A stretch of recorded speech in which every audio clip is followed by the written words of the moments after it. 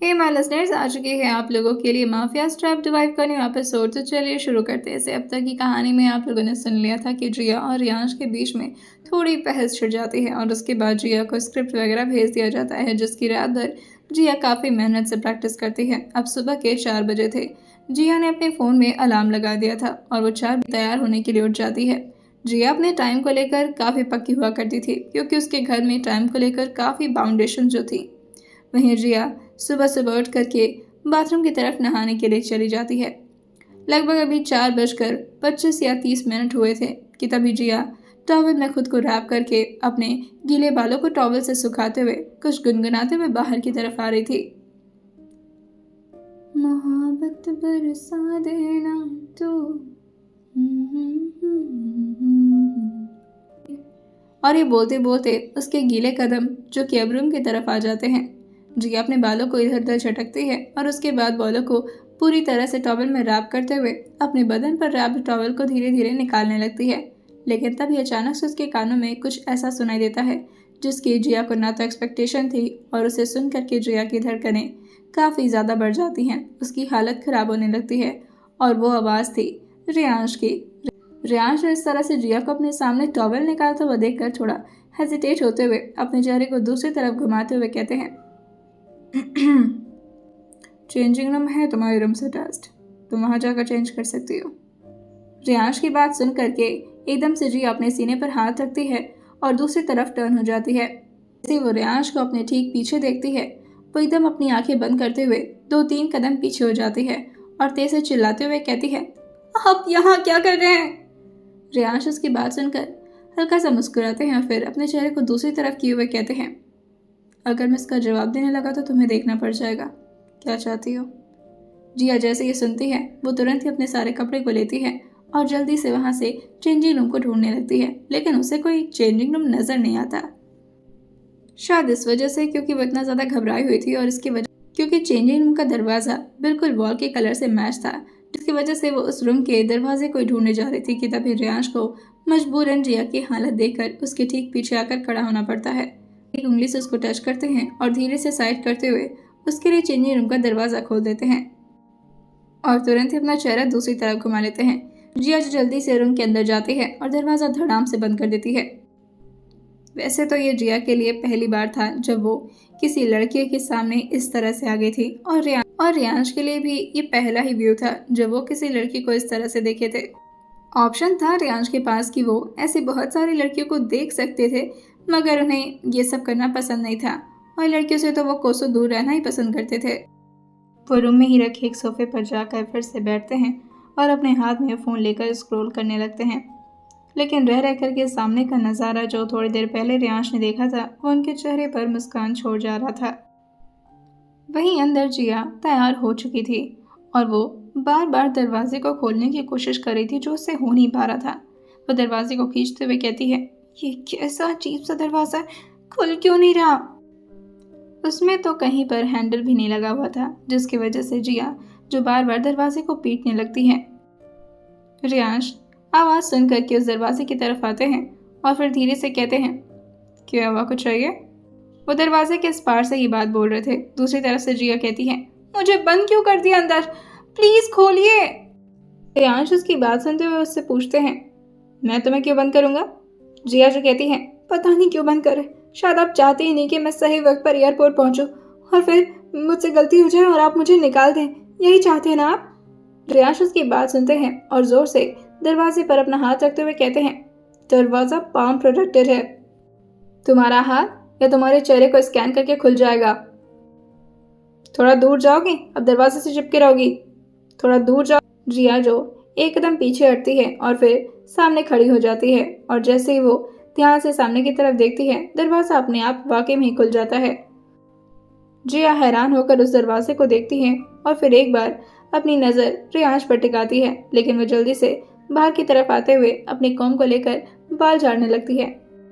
जिया ने sky blue colour का suit पहन रखा था और उसके साथ दुपट्टा वो नेट काली हुई थी।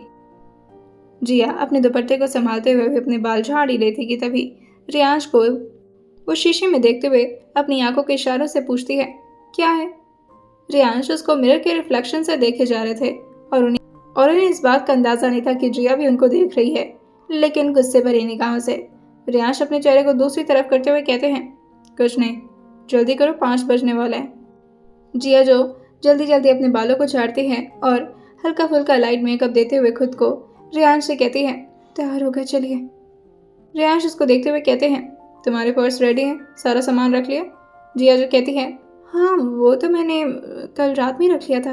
रियांश अभी नॉर्मली खड़े होकर उसके साथ बाहर निकलते उससे पहले वो अपने वॉच में टाइम देखते हैं और फिर कुछ सोचते हुए एक तिरछी मुस्कान अपने चेहरे पर लाते हुए धीरे से जिया से कहते हैं, आई ओके, तुम सब चेक तो कर लो एक बार, अगर कुछ भी खो गया या फिर कुछ नहीं मिला तो वहाँ पर प्रॉब्लम हो जाएगी। जिया रियांश को देखते हुए कहती है, ऐसा कुछ नहीं है, मैंने सब कुछ रखा। कि तभी रियांश कहते हैं, एक बार फिर से चेक कर लो। जिया जो अपने बैग वगैरह को चेक करती है जो कि रियांश ने ही उसे प्रोवाइड करवाया था और उसमें सारे नेसेसरी सामान जिया ने पहले से रखे थे, लेकिन रियांश के कहने पर वो दोबारा से अपने बैग खोल करके चेक करने लगती है। जिया के साथ रियांश भी उसके बैग की तरफ देख रहे थे और फिर जिया रियांश से कहती है, सारा सामान रखा हुआ है मैंने। और ये बोलकर वो अभी बैग बंद करती कि तभी रियांश उससे कहते हैं, तुमने टिश्यू पेपर नहीं रखा? जिया जो रियांश को देखते हुए पूछती है, उसका क्या काम है मुझे और वो मैं पर्स में क्यों रखूं? रियांश जो कहते हैं, एक्स्ट्रा रखना चाहिए, मान लो ज़रूरत पड़ गई तो। जिया जो कहती है, कभी कभी बात तो ठीक ठाक ही करते हैं, मैं लेकर आती हूँ जल्दी से। और ये बोलते हुए वो जल्दी से ड्रॉर की तरफ आती है और उसके अंदर से कुछ टिश्यू पेपर निकाल कर वो बैग की तरफ आ जाती है और फिर वो बैग बंद करने लगती है कि तभी रियांश जिया से पूछते हैं, तुम्हारा आधार कार्ड कहाँ है? उसका जेरोक्स नहीं, रियल डॉक्यूमेंट चाहिए होगा वहाँ पर। जिया जो रियांश की बात सुनते हुए कहती है, अंदर ही तो है, मैंने देखा है। रियांश जो कहते हैं, पर मुझे तो नहीं देखा, एक बार दोबारा चेक करो। जिया जो कहती है, आप क्यों मेरा टाइम पास करवा रहे हैं, हम लेट हो जाएंगे। रियांश जो कहते हैं, यहाँ से एयरपोर्ट ज़्यादा दूर नहीं है, लेकिन अगर तुमने कोई सामान छोड़ दिया तो हम वाकई में लेट हो जाएंगे, अब जल्दी से जल्दी चेक करो। कि तभी दूसरी तरफ से जिया का फ़ोन आने लगता है जो कि कुणाल का ही नंबर था। जिया भी चेक कर ही रही थी कि तभी वो फ़ोन उठाने लगती है, लेकिन तभी रियांश उससे कहते हैं, तुम चेक करो, फ़ोन पर मैं बात कर लेता हूँ। और वो कॉल उठाकर अपने कान पर लगा लेते हैं। दूसरी तरफ से कुणाल जो जिया समझ करके बोलता है, कहाँ रह गई तुम? सब लोग एयरपोर्ट पर चेक इन भी कर चुके हैं और तुम हो कि तुम्हारा कोई अता पता नहीं है। जिया तुम्हारा फर्स्ट शूट है, तुम इतना ज़्यादा। कि तभी रियांश जो रूम के कॉर्नर साइड में आ जाते हैं ताकि वो जिया से थोड़ा दूर हो जाएं और वो धीरे से कहते हैं, मैं उसके साथ हूँ, तुम्हें उसके लिए परेशान होने की ज़रूरत नहीं है। कुणाल दूसरी तरफ से रियांश की आवाज़ सुनते हुए कहता है, ओह सॉरी सर, मुझे नहीं पता था कि आप। रियांश, तुम अपना और बाकी के एम्प्लॉयज़ का ख्याल रखो, मैं यहाँ पर। उन्होंने इतना बोला ही था कि तभी दूसरी तरफ से कुणाल जो कहता है, हाँ सर, आप तो हैं ही जिया मैडम का ख्याल रखने के लिए, ठीक है मैं फ़ोन रखता हूँ, गुड जर्नी सर। और ये बोलकर वो फ़ोन कट कर देता है। वहीं इस तरफ रियांश जो जिया को अपनी गर्दन एक बार राइट तो कभी एक बार लेफ्ट टिल्ट करते हुए देख रहे थे, जैसे जिया को यूं परेशान होता देख कर कि उन्हें कितना मजा आ रहा हो। जिया जो फ्रस्ट्रेट होते हुए कहती है, मैंने अब भी देखा था, कहाँ चला गया? रियांश कहते हैं, तुम्हारी नज़र तुम्हें काफ़ी धोखा देती है, कल भी तुम्हें वार्न किया था, अपनी नज़र ठीक कराओ, तुम्हें चीज़ें ठीक तरीके से नज़र नहीं आती। जिया रियांश की ऐसी पहली भरी बातें सुन करके अपने पूरे पर्स को बिस्तर पर उड़ेल देती है और फिर ढूंढने लगती है, लेकिन उसे वाकई में ही उसका आधार कार्ड नहीं मिलता, जिसकी वजह से वो बेड पर बैठते हुए कहती है, मेरी किस्मत ही खराब है, जब भी कुछ अच्छा करने जाते मेरे साथ गलत ही हो जाता है, पता नहीं कहाँ रख दिया मैंने। रियांश उसको इस तरह रोता हुआ देखकर कहते हैं, परेशान मत हो, मैं हेल्प कराता हूँ तुम्हारी। और वो लोग अब पूरे रूम को ढूंढने लगे थे। जिया एक ड्रॉर चेक करती, वो कभी टेबल के नीचे झुक झुक करके देखती तो कभी बेड के नीचे। रियांश उससे कहते हैं, कहीं तुमने चेंजिंग रूम में तो नहीं छोड़ दिया? जिया जो कहती है, मैं तो वहाँ पर ले ही नहीं गए थे। रियांश जो कहते हैं, फिर भी एक बार चेक कर लो जाओ। जिया जो कहती है, अच्छा जाती हूँ। और वो दरवाज़ा खोल करके अंदर की तरफ चली जाती है। दरवाज़ा अपने आप ही ऑटो लॉक हो जाया करता था और रियांश धीरे से उसके आधार कार्ड को अपने पॉकेट से निकालते हुए कहते हैं, उप्स, तुम तो मेरे पास ही हो, लेकिन ये बात उस नकचड़ी को मत बताना वरना तहलका मचा देगी। और फिर वो चेंजिंग रूम के दरवाजे की तरफ देखते हुए कहते हैं, अब तुम्हें अपने साथ ले जाने के लिए मैं इतना तो कर ही सकता हूँ। और जिया फिर से चेंजिंग रूम के अंदर फंस चुकी थी। रियांश अपनी वॉच में टाइम देखते हैं तो अब 4:50 हो चुका था, लेकिन फिर भी रियांश अपने काम को ज़्यादा रिस्क में नहीं रखना चाहते थे, जिस वजह से वो 2 मिनट और आराम से सोफा पर बैठ जाते हैं। जी अंदर से चिल्लाते हुए कहती है, हेलो, ये फिर नहीं खुल रहा। पाम प्रोटेक्शन ही है ना? मैं बार बार पाम भी टच करा रही हूँ, नहीं खुल रहा। मुझे स्कैन नहीं कर पा रहा। शायद आप प्लीज़ उधर से खोलने का कोशिश करिए। लेकिन रियांश उसका कोई जवाब नहीं देते और अपने चेहरे को दूसरी तरफ करते हुए धीरे से कहते हैं, शायद मुझे तुम्हें इतना भी परेशान नहीं करना चाहिए, पर मेरे साथ रहोगे तो ज़्यादा सेफ रहोगे। रियांश चाहते थे कि जिया की ये फ्लाइट मिस हो जाए ताकि वो रियांश के साथ उनके प्राइवेट जेट में जाए। वह इरादा रियांश का पहले से नहीं था, लेकिन जिया को इतने खूबसूरत ब्लू सूट में देखकर और उसके बाद उसकी अदाओं को देखकर शायद रियांश का मन नहीं मानता कि वो उसे इकॉनमी क्लास के टिकट्स दे करके बाकी लोगों के साथ भेजें। अपने पॉकेट में से फिर से उसका आधार कार्ड निकालते हैं और उसे ड्रॉर में डालते हुए जिया के पास आते हुए कहते हैं, तुमसे एक दरवाज़ा नहीं खुलता, क्या करोगी तुम अपनी लाइफ में? और ये बोल करके वो अपने पाम को जैसे ही टच कराते हैं दरवाज़ा अपने आप ही स्लाइड हो जाता है। जिया जब बाहर आते हुए कहती है, मुझे तो लगा था मैं तो अंदर ही मर जाऊंगी।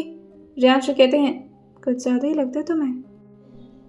जो रियांश की बातों का कोई जवाब देना इस वक्त ज़रूरी नहीं समझती और फिर अपने वॉल पे लगी टाइम की क्लॉक को देखते हुए कहती है, ओह नो, यहाँ तो 5 बज गए, शिट। रियांश कहते हैं, पर अभी ये 5 मिनट फास्ट है शायद।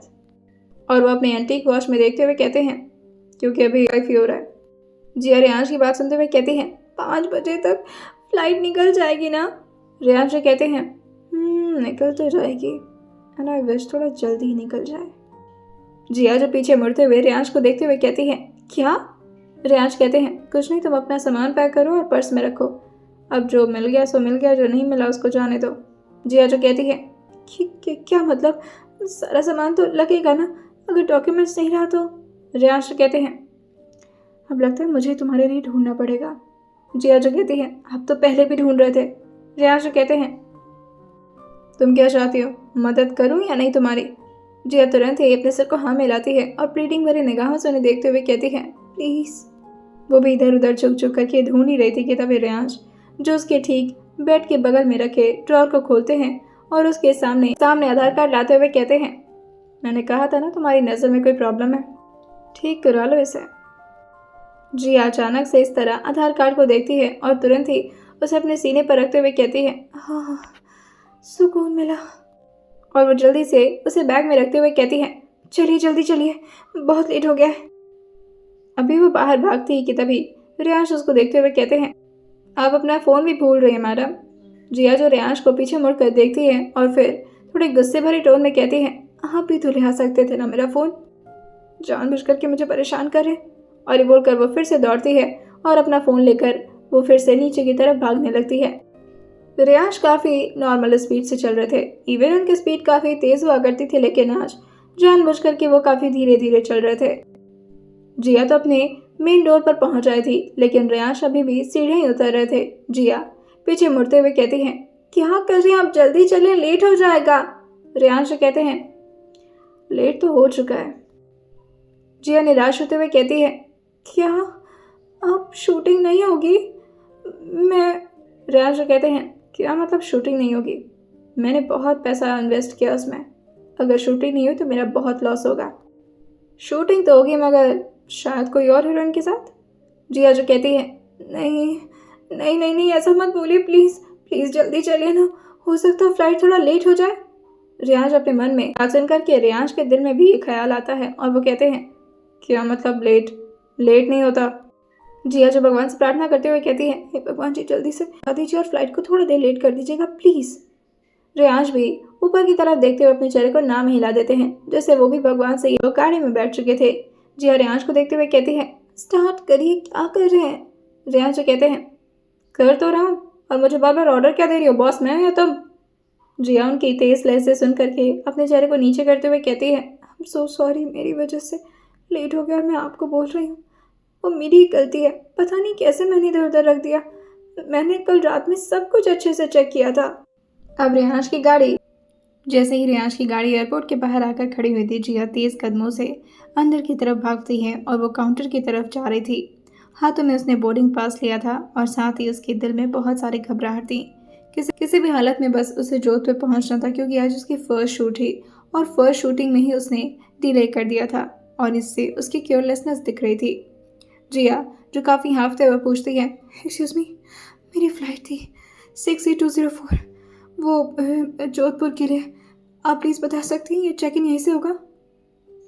काउंटर गर्ल जो जिया को देखती है और फिर कहती है, I am so sorry ma'am, पर वो फ़्लाइट तो टेक ऑफ कर चुकी है और गेट क्लोज हुए 10 मिनट हो गया। जिया जैसे ही सुनती है वो एकदम से अपने चेहरे को ना मिलाते हुए कहती है, नहीं नहीं नहीं नहीं, प्लीज़ ऐसा मत बोलिए, प्लीज़ प्लीज़ प्लीज़। वहीं वो काउंटर गर्ल जो कहती है, I am so sorry ma'am, पर हम आपकी इसमें कोई मदद नहीं कर सकते। जिया जो निराश होकर के पीछे की तरफ पलटती है और देखती है कि रेहान अग्निहोत्री जो पूरे चौड़ में वहां पर खड़े हैं, और जिया को समझ में आ जाता है कि उसकी गलती है तो डांट तो उसे पड़ेगी ही। वो रेहान के सामने खड़े होते और अपने सिर को झुकाते हुए कहते हैं, I am so sorry sir, I am really so sorry, मेरी वजह से आपका बहुत लॉस हो जाएगा, लेकिन प्लीज़ आप किसी और हीरोइन को। तभी रेहान से कहते हैं, चलो मेरे साथ, लेकिन तुम बहुत केयरलेस हो। जिया जो कहती है, हाँ मैं बहुत केयरलेस हूँ, बहुत बुद्धू, इडियट भी हूँ। और वो बस उनके साथ चलने लगती है। उसे नहीं पता था कि रेयांश उसे कहाँ लेकर जा रहे हैं। प्राइवेट टर्मिनल में एफबीओ एरिया, एक अलग terminal, glass door, silence, white marble floor. वहाँ पर बिल्कुल भी भीड़ नहीं थी और ना ही ज़्यादा अनाउंसमेंट हो रही थी। जिया थोड़ा कंफ्यूज थी और वो रेयांश के पीछे पीछे आते हुए कहती है, ये कौन सी जगह है? जिया फ्लाइट में कभी नहीं बैठी थी, जिसकी वजह से उसे एयरपोर्ट के कोई भी सीन्स के बारे में आइडिया नहीं था। वहीं एफबीओ असिस्टेंट जो हल्का सा स्माइल करता है और फिर धीरे से अपने सिर को नीचे करते हुए कहता है, वेलकम मिस्टर अग्निहोत्री जी। जिया भी रेयांश के पीछे पीछे ही आ रही थी और वो आदमी उसको भी देखते हुए कहता है, हेलो मैम। जिया धीरे से अपने चेहरे को हाँ मिलाती है और फिर रेयांश की तरफ देखने लगती है। रेयांश उसे कहते हैं, आईडी दो अपना। वहाँ 2 सिक्योरिटी गार्ड खड़े थे जो पोलाइटली उसके बैग को अपने हाथ में लेते हैं और उसके स्कैनिंग वगैरह को कंप्लीट करके उसे पूरी तरह क्लियरेंस दे देते हैं। रेयांश भी आगे बढ़ते बढ़ते आ रहे थे। जिया जो रेयांश की तरफ देखते हुए पूछती है, ये लोग आपकी आईडी क्यों नहीं लिए और ये कौन सी जगह, हम कहाँ जा रहे हैं? जिया के सवाल सुनकर के रेयांश उससे कहते हैं, अपना मुंह बंद रखो तुम। रेयांश की बात पर जिया हल्का सा निराश होती है और फिर धीरे से कहती है, आई नो मेरी गलती, I am so sorry. Reyansh सिर्फ ऐसा प्रिटेंड कर रहे थे कि वो बहुत गुस्से में हैं, लेकिन उनके चेहरे पर रह रह करके एक स्माइल तैर ही जा रही थी। वो लोग अब प्राइवेट जेट के पास आकर खड़े हो चुके थे। जिया उनके साथ अंदर जाती है और रेयांश अपनी जगह पर आकर के बैठ जाते हैं। जिया काफ़ी खुश होते हुए कहती है, मतलब मैं जोधपुर पहुंच जाऊंगी ना, शूटिंग मैं ही करने वाली हूँ ना? रेयांश उसको बिना इंटरेस्ट के देखते हैं और फिर अपने फ़ोन को देखते हुए कहते हैं, शूटिंग एक्ट्रेस नहीं, कैमरामैन करते हैं, और तुम चुपचाप जाकर के बैठ जाओ। जिया जो रेयांश की बात सुनते हुए कहती है, मैं कहाँ बैठूँ, आप जगह देंगे तब तो। रेयांश कहते हैं, एक्सक्यूज़ मी, मुझे पता है कि मैं काफ़ी हैंडसम और चार्मिंग हूँ, बट इट डजंट मीन कि तुम मेरे साथ चिपकी रहोगी। इतनी बड़ी प्लेन है, तुम कहीं पर भी जाकर बैठो, मेरे करीब आकर बैठना ज़रूरी है। रेयांश शायद ये बात समझ नहीं रहे थे, लेकिन जिया को इस तरह प्लेन में अकेले बैठने में डर लग रहा था, क्योंकि उसे ज़्यादा हाइट से प्रॉब्लम थी और ऊपर से फ्लाइट में उसका ये पहला एक्सपीरियंस था। वो अकेले तो इस सफ़र को बिल्कुल भी तय नहीं कर सकती थी, उसे कोई चाहिए था संभालने वाला। रेयांश के अलावा उसे दूर दूर तक कोई नज़र नहीं आता जहाँ तक उसकी नज़र और जहाँ तक वो प्लेन ख़त्म होता है। जिया जो रेयांश से कहती है, सॉरी पर मैं यहीं बैठना चाह रही थी। रेयांश जो कहते हैं, डायरेक्टली बोला कि मेरे पास रहना है। जिया जो अब रेयांश की बात का कोई जवाब नहीं दे सकती थी, क्योंकि वो पहले से ही काफ़ी गुस्से में थे और ऊपर से जिया को इस वक्त रेयांश से मदद भी चाहिए थी, जिसकी वजह से वो उनके सारे टोंट और सारी नाराज़गी भरी टोन को बर्दाश्त करती है। रेयांश भी उसको बैठने का इशारा कर देते हैं, जिससे जिया आकर के उनके ठीक बगल में बैठ गई थी। रेयांश उसे कहते हैं, विंडो को कवर कर दो। जिया जब अपने सर को ना में हिलाती है और हल्का सा स्माइल करते हुए कहती है, नहीं, मुझे देखना है नीचे की सब चीज़ें कैसी लगती यहाँ से, मैं पहली बार प्लेन में बैठी हूँ। और ये बोलकर वो विंडो की तरफ ही झांकने लगती है। रेयांश उसे कहते हैं, मुझे तो लगा था कि तुम्हें हाइट से डर लगता है। जिया जैसे ही सुनती है वो हैरान होकर रेयांश को देखते हुए पूछती है, आपको कैसे पता मेरे बारे में? छोटी से छोटी डिटेल्स रियांश को कुणाल ही पहुंचाता था और ये बात भी कुणाल ने रियांश को बताई थी। लेकिन अब वो जिया से ये तो नहीं बता सकते थे कि वो जिया के बारे में छोटी से छोटी अपडेट्स और इन्फॉर्मेशन लेने की कोशिश कर रहे हैं, जिसकी वजह से वो अपनी बात को क्लियर करते हुए कहते हैं, तुम्हारे एक्सप्रेशन देख करके मैं समझ गया था कि तुम्हें डर लगता होगा। जिया की बात सुनते हुए कहती है, ओह काफ़ी टैलेंटेड है आप। जिया ध्यान से विंडो की तरफ देख रही थी और अब प्लेन धीरे धीरे शुरू होता है। प्राइवेट प्लेन की क्रू जो अंदर आते हुए कहती, please be comfortable and if you need anything आप ऊपर वाले बटन को प्रेस कर सकती हैं। ये वो जिया से बोल रही थी क्योंकि रियांश का तो हमेशा से उस प्लेन में आना जाना रहता था। जिया क्रू की बात सुनकर के जिया थोड़ा एक्साइटेड होती है और एक गहरी सांस भर के अपने चेहरे को हाँ में हिला देती है। वहीं अब धीरे धीरे इंजन शुरू होता है और जिया की धुकधुकी धीरे धीरे बढ़ने लगती है। अब प्लेन चलना शुरू कर चुका था और वो अपनी रफ्तार पकड़ चुका था। जिया जो विंडो की तरफ अभी देख रही थी, लेकिन अचानक से जैसे ही टेक ऑफ के लिए प्लेन ऊपर की तरफ उठता है, जिया एकदम से अपने चेहरे को रियांश की तरफ छिपाते हुए कहती है, हम उड़ने जा रहे हैं। रियांश उसके चेहरे की तरफ देखते हैं और फिर एक बार उसके हाथ की तरफ जो उनके नस पर बार बार चुभ रही थी। वो अपने नेल से काफ़ी ज़ोर से रियांश के हाथ पर दबाए जा रही थी क्योंकि वो इस वक्त काफ़ी ज़्यादा डरी हुई थी। रियांश अपने चेहरे को एक बार दूसरी तरफ करते हैं और फिर से जिया की तरफ देखते हुए कहते हैं, वेल हम नहीं उड़ रहे, प्लेन उड़ रहा है और तुम्हारे ये जो नेल्स हैं वो मुझे हर्ट कर रहे हैं। लेकिन जिया इस वक्त कहाँ कुछ सुनने के मूड में थी। वो एक हाथ से रियांश के कॉलर को जोर से पकड़ती है और खुद को जितना हो पा रहा था उतना रियांश के करीब ला करके अपनी आंखें बंद करके अपने आप को छुपाने लगती है। अब प्लेन हवा में बैलेंस कर चुका था, जिससे जिया धीरे धीरे अपनी आंखें खोलती है क्योंकि अब सब कुछ उसे नॉर्मल लग रहा था। उसे तो ये भी नहीं समझ में आ रहा था कि प्लेन चल रही है या क्या हो रहा है, लेकिन अभी भी डर उसको लगातार कांपने पर मजबूर किया हुआ था। जिया जो रियांश की तरफ एक बार देखती है और फिर अपने हाथ की तरफ जो इस वक्त रियांश के हाथ के ऊपर थे, वो झटके से अपने हाथ को उनके हाथ से हटाती है तो वो देखती है कि रियांश के वेन्स पर उसने काफ़ी हद तक स्क्रैच मार के उन्हें हर्ट कर दिया है और स्क्रैच के निशान अभी भी रियांश के हाथों पर बने हुए हैं। जिया मुंह बनाते हुए रियांश को धीरे से स्माइल करके देखती है और फिर गिल्टी में अपने चेहरे को दूसरी तरफ करने लगती है, लेकिन अभी वो दूसरी तरफ देखती उससे पहले रियांश उसके चेहरे को अपने हाथ से अपनी तरफ घुमाते हुए कहते हैं, तुम्हें एक्रोफोबिया है, उधर मत देखो, डर जाओगी और अपने सीट बेल्ट अच्छे से बांध लो। टेक ऑफ के टाइम में सीट बेल्ट क्यों नहीं बांधा? जिया जो कहती है, सॉरी। क्यों उसका दिल इस वक्त काफ़ी क्यूरियस भी हो रहा था कि वो नीचे के नज़ारे को देखे, लेकिन उसके साथ ही खौफ ने भी उसके दिमाग में जगह बना ली थी। वो एक बार रियांश को देखती है और फिर धीरे से पूछती है, हम हवा में उड़ रहे हैं। रियांश कहते हैं, कितनी बार बताऊं प्लेन उड़ रहा है। जिया जो कहती है, हाँ वही, पर हम इस वक्त हवा में होंगे ना, बादलों के बीच। आप बस मेरा हाथ पकड़े रहेगा, मुझे डर नहीं लगेगा, एक बार मैं विंडो से देख लो। ये बोलते हुए जिया के चेहरे पर मासूमियत भरी मुस्कान आ गई थी, जैसे कोई छोटा बच्चा किसी चीज़ को पाने की इज्जत कर रहा हो और अगर वो चीज़ उसे मिल जाए तो वो कितना खुश हो जाए। रियांश भी उस खुशी को जिया के चेहरे पर देखना चाहते थे और वो धीरे से अपने चेहरे को हाँ मिलाते हुए कहते हैं, ज़्यादा देर मत देखना। जिया धीरे से अपने चेहरे को विंडो की तरफ घुमाती है और उसके पास जाकर के नीचे की तरफ झांकने लगती है। पहली बार में तो वो काफ़ी डर गई थी, जिसकी वजह से वो फिर से अपने चेहरे को रियांश की तरफ घुमाते हुए कहती है, ये तो काफ़ी ऊपर आ गए हम। रियांश कहते हैं जिया मुँह बनाते हुए कहती है, अगर कुछ हुआ तो फिर हम डायरेक्टली भगवान के पास पहुंच जाएंगे और यहाँ से तो ज़्यादा टाइम भी नहीं लगेगा ना। रियांश उसके मुंह से ऐसी अजीबोगरीब बात सुनकर के अपने हाथ को उसके हाथ से छुड़ाते हुए कहते हैं, तुम इतनी negative, I don't know that. और प्लेन में क्यों कुछ टर्बुलेंस आएगा, सब कुछ नॉर्मल ही रहेगा। जिया जो कहती है, और अगर आ गया तो? वैसे कोई बात नहीं, दोनों लोग साथ में मरेंगे। रियांश उसे देखते हुए कहते हैं, मैं क्यों मरूँ तुम्हारे साथ, मेरी ज़िंदगी काफ़ी अच्छी चल रही है और फिर मुझे अपने लूसीफर के पास वापस भी जाना है। प्लेन अगर हल्का सा भी हिलता तो जिया एकदम से अपनी आंखों को बंद करके भगवान का जाप करना शुरू कर देती। रियांश उसको देखते हुए कहते हैं, तो बिल्कुल मेरी मॉम की तरह ओवर ड्रामेटिक है। और अब बारी थी लैंड होने की, और अब बारी थी रियांश के प्राइवेट जेट को लैंड होने की। क्रू फिर से उन लोग के सामने आती हैं और उन लोग को इंस्ट्रक्शन देने लगती हैं। जिया जो क्रू की बात सुन करके रियांश की तरफ देखते हुए कहती है, क्या हुआ, कुछ प्रॉब्लम होने वाली है क्या? इस तरह से बात क्यों कर रही है? रियांश उससे कहते हैं क्योंकि हम लैंड होने वाले हैं और उसमें तुम्हें थोड़ा सा झटका मिलेगा, लेकिन इसका मतलब ये मत समझना कि तुम्हें यमराज उठा कर ले जा रहा है। रास्ते में जिया ने न जाने कितने बार यमराज का जिक्र किया था। अब तो थोड़ा बहुत रियांश को भी डर लगने लगा था।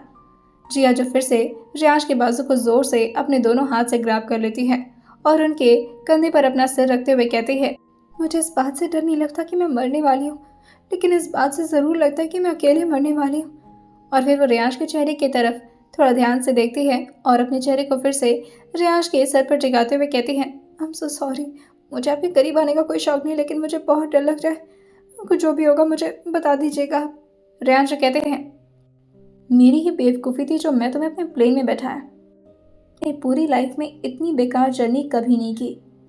जिया रियांश की बात को अनसुना करते हुए कहती है, भगवान का नाम लीजिए, अगर कुछ हुआ तो स्वर्ग मिलेगा। रियांश से कहते हैं, तुम हर वक्त मरने के बारे में क्यों सोचते हो? जिया जी कहती हैं, अगर आप मेरी सिचुएशन में थे तब आपको समझ में आता। आप देख रहे हैं ना किस तरह से मौत से इधर उधर बच बच करके निकल रही हूँ। ऐसा लग रहा है ज़िंदगी नहीं कोई गेम हो गई है मेरी। हर तरफ से दुश्मनों ने घेर लिया है और बस मेरे पास ऑप्शन है तो छुपने का। और तभी अचानक से पूरे प्लेन में एक झटका लगता है जिससे जिया और ज़्यादा घबराते हुए रियांश को अपनी पूरी ताकत से पकड़ लेती है। लेकिन अब प्लेन लैंड हो चुका था और सब कुछ नॉर्मल भी हो गया था। जैसे ही प्लेन खड़ा होता है, जिया एकदम से रियांश से अपना हाथ छुड़ाते हुए कहती है, सॉरी, पूरे जर्नी में आपको काफ़ी डिस्टर्ब कर दिया। और ये बोल करके वो जल्दी से खड़ी होती है, लेकिन काफ़ी टाइम से बैठने की वजह से और पहली फ़्लाइट होने की वजह से जिया को खड़े होने में काफ़ी प्रॉब्लम होती है और पूरा शरीर उसका घूम जाता है। रियांश भी अभी अपनी जगह से खड़े होते हैं, लेकिन उससे पहले ही जिया उनके ऊपर आकर के धड़ाम से गिरती है। रियांश उसके गाल को टैप करते हुए कहते हैं, हे आर यू ओके? जिया जब अपनी आंखें खोलते हुए धीरे से कहती है, मुझे उल्टी आ रही है। रियांश तुरंत ही उसको वॉशरूम का दरवाज़ा दिखाते हुए कहते हैं, जाओ, वो वॉशरूम है। जिया हिम्मत करके खड़ी होती है और फिर पकड़ते पकड़ते आसपास की जगहों को वॉशरूम के अंदर पहुंचती है।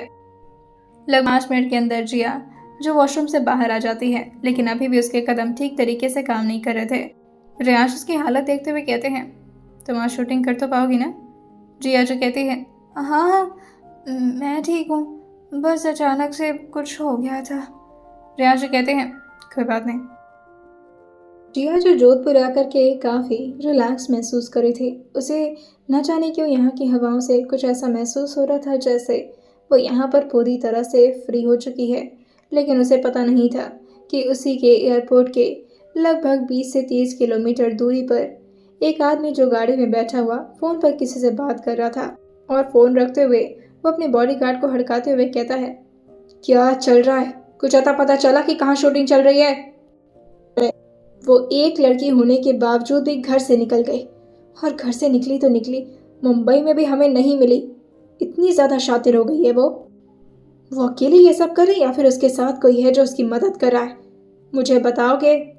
उनके ठीक बगल में बैठा आदमी जो कहता है, सब वो जगह का पता चल गया है। वो एक महल है यहाँ से लगभग 40 किलोमीटर की दूरी पर, सरदार महल नाम है उसका। सारे अग्निहोत्री प्रोडक्शन के क्रू वहीं पर पहुँचे हैं। हमको क्या लगता है कि वो लड़की भी वहीं होगी, क्योंकि अब हीरोइन के बिना शूटिंग करना तो बिल्कुल भी मुमकिन नहीं है। विश्वास त्रिपाठी जो कहते हैं, वहीं पर होगी। अगर शूटिंग वहाँ पर हो रहा है तो उसका होना वहाँ पर ज़रूरी है। उस आदमी ने कहा था कि अगली मूवी की हीरोइन वही बन चुकी है, जिया त्रिपाठी। मुझे तो ये कहने में भी शर्म आ रही है। एक बार बस मुझे मिल जाए। आज तुम्हारी मौत मेरे हाथों होगी जिया। इस खतरे से अनजान जिया जो सड़क के किलों को ध्यान से देख रही थी, उसके लिए यह सब कुछ बहुत ही ज़्यादा नया था। उसने कभी भी ऐसी जगहों को नहीं देखा था। रियांश उसके सामने एक चिप्स का पैकेट देते हुए कहते हैं, कुछ खा लो। जिया जो अपने पेट पर हाथ रखती है और फिर धीरे से कहती है, भूख तो लगी थी, थैंक यू। जिया जो चिप्स के पैकेट को जोर से फाड़ कर रियांश की तरफ चिप्स देते हुए कहती है, हाँ भी खाइए। रियांश अपनी काली गहरी निगाहों से एक बार उसकी आंखों में घूरते हैं तो जिया चुपचाप से फिर से विंडो की तरफ अपना चेहरा करके चिप्स को खाने लगती है। वो रियांश को भी उन सारे किलो को दिखाते हुए कहती है, ये सारी चीज़ें तो मैंने सिर्फ फोटोज़ में देखी थी, ये हकीकत में इतना सुंदर होता है, मुझे नहीं पता था। आपको पता है, मुझे ना ऐसे हिस्ट्री जानना बहुत पसंद है। उस महल में क्या हुआ होगा और ऐसे भूतों की कहानी पढ़ना तो मेरा फेवरेट है।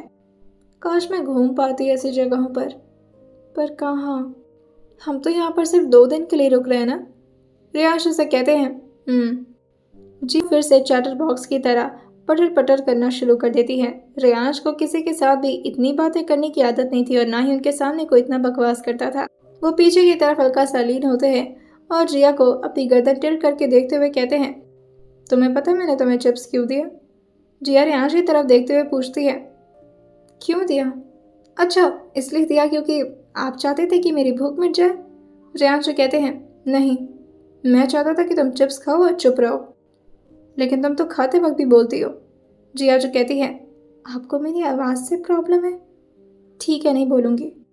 और फिर से वो रियांश की तरफ देखते हुए कहती हैं, पहले बता देते, आपसे बात ही नहीं करती मैं। रियांश जो कहते हैं, ओह, देखता हूँ कितने देर तक चुप रहती हो। जिया जो कहती है, नहीं करूँगी आपसे बात, देख लीजिएगा आप। अभी अक्षत सर होते तो मेरी बातों को सुन सुन करके खुश हो रहे होते। रियांश अक्षत का नाम सुनते ही एकदम से बौखला उठते हैं और वो जिया के हाथों को जोर से पकड़कर अपनी तरफ उसे घुमाते हुए कहते हैं, जब तक तुम मेरी मूवी में काम कर रही हो तुम्हारा फोकस सिर्फ मुझ पर होना चाहिए। जिया जैसे ये सुनती है वो अपनी आंखों को छोटा करते हुए धीरे से रियांश से पूछती है, क्या? रियांश भी अपनी बातों को सुनकर खुद से कहते हैं, ये क्या बोल रहा हूँ मैं? और फिर से वो अपनी बातों को चेंज करते हुए कहते हैं, तुम्हारा फोकस सिर्फ अग्निहोत्री प्रोडक्शन पर होना चाहिए। तुम्हें तुम्हारा पैसा मिल चुका है और इसके लिए मैं बहुत ही सीरियसनेस के साथ काम चाहता हूँ। जिया जो कहती है, कौन सा पैसा मिल चुका है? रियांश उसके फ़ोन की तरफ इशारा करते हुए कहते हैं, अपना फ़ोन चेक करो। रियांश ने उसके लिए एक नया बैंक अकाउंट खुलवाया था जिसमें उसका फ़ोन नंबर लिंक था और उसके फ़ोन पर एक नोटिफिकेशन आया था जिसे जिया ने अभी तक ध्यान नहीं दिया था।